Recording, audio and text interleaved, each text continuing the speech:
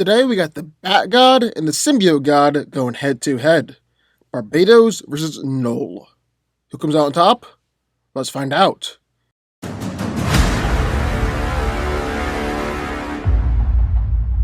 Barbatos, also known as the Bat God, was a being created by the World Forger to consume the universes which fell back decayed. He even claims to be the bat that Bruce Wayne saw through the window the night he became Batman. According to Dream, Barbatos has the ability to create dark worlds and has destroyed countless unstable universes that have fallen down into his realm. He's also as old as the universe itself, having lived since the dawn of the multiverse, and shows absolutely no signs of aging.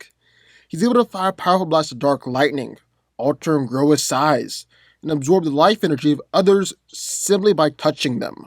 Barbatos also has the ability to infect others, dragging them into a dark dream that makes them fall asleep, uses his influence to mentally corrupt and mutate people by tormenting them with various hallucinations and nightmares.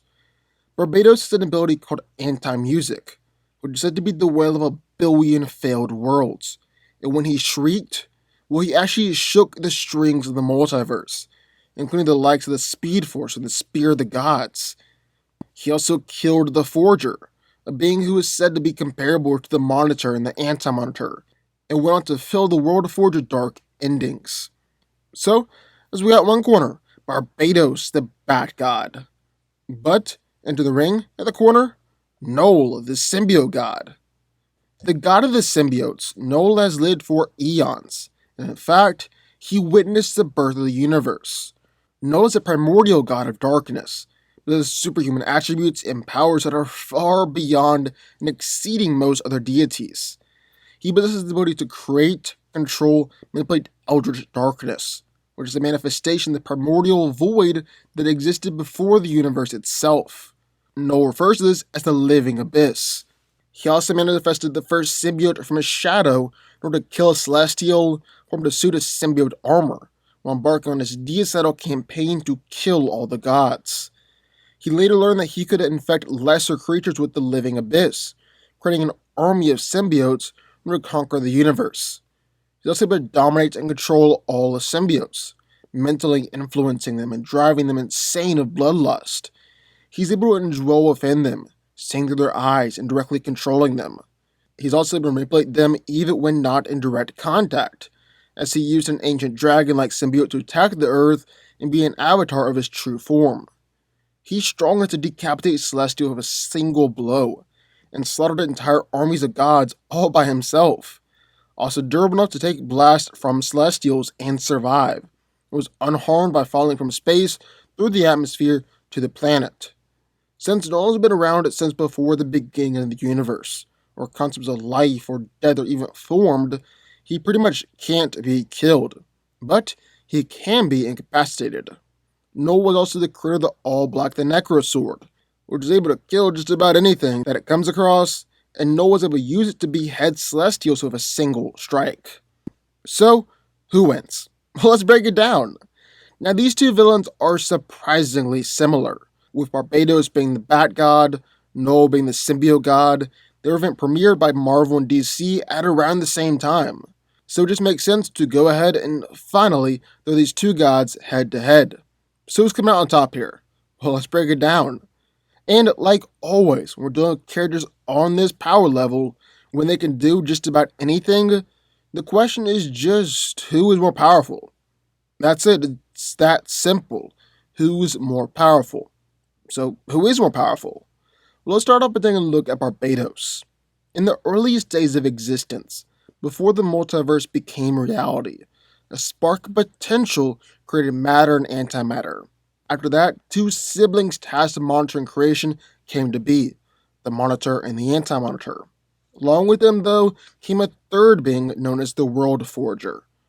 Unlike the others, it was said to watch over creations that would exist in the future. The World Forger made its home in the Forge of Worlds, a hidden place inside the Sea of Possibility that would later be renamed the Dark Multiverse. For eons, he created universes based on the hopes and fears of every living thing.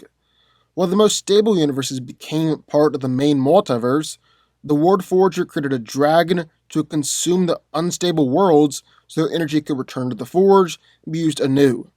The name of that dragon was Barbatos. Eventually, Barbatos' lust for destruction led him to kill his master and steadily corrupt the Forge of Worlds. Because he was no longer doing his job, the unstable universes persisted beyond their time and became part of the Dark Multiverse.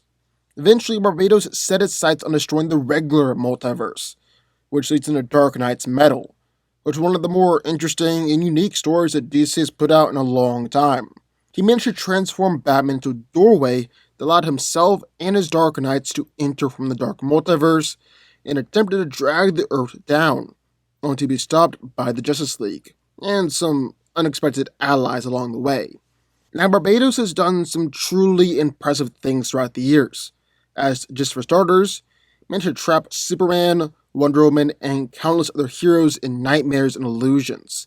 It's actually the one responsible for Batman's very existence, as Barbatos was the bat that Bruce Wayne saw through the window when he chose to become Batman.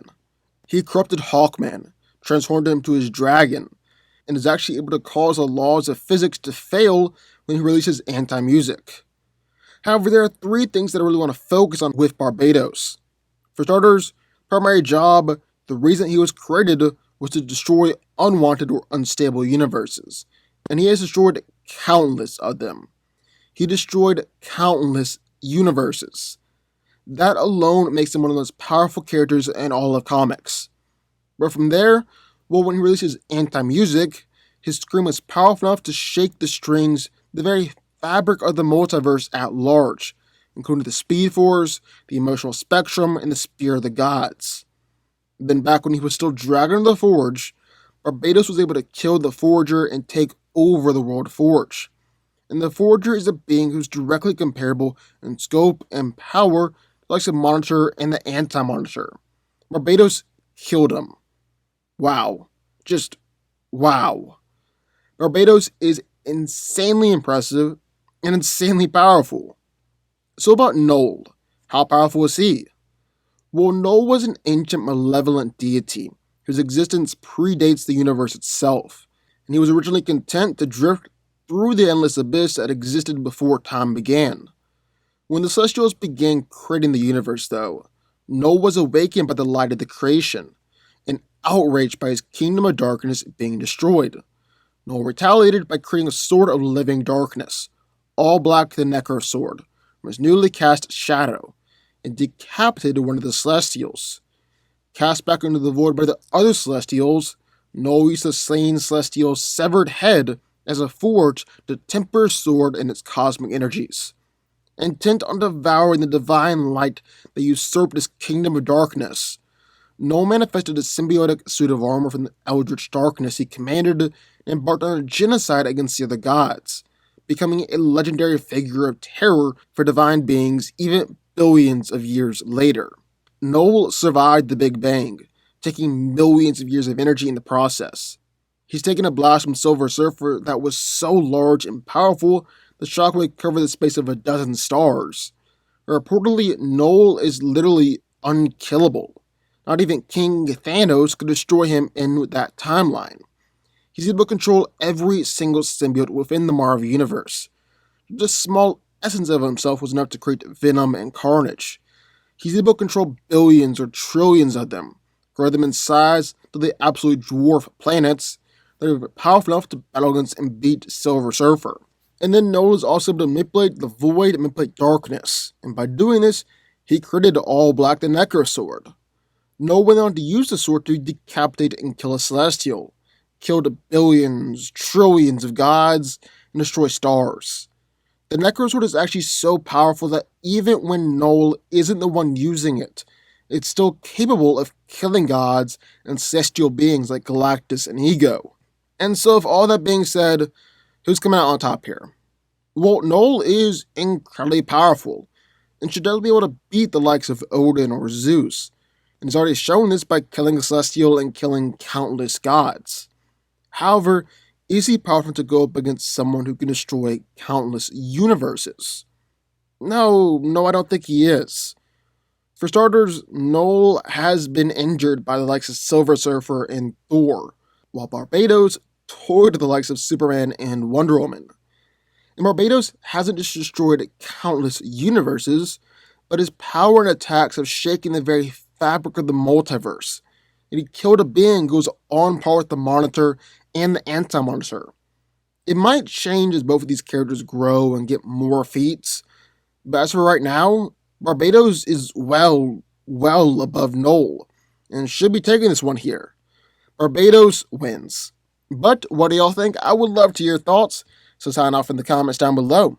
Also, be sure to like button, subscribe button, turn notifications, join the Fanco army, and I will see you all next time.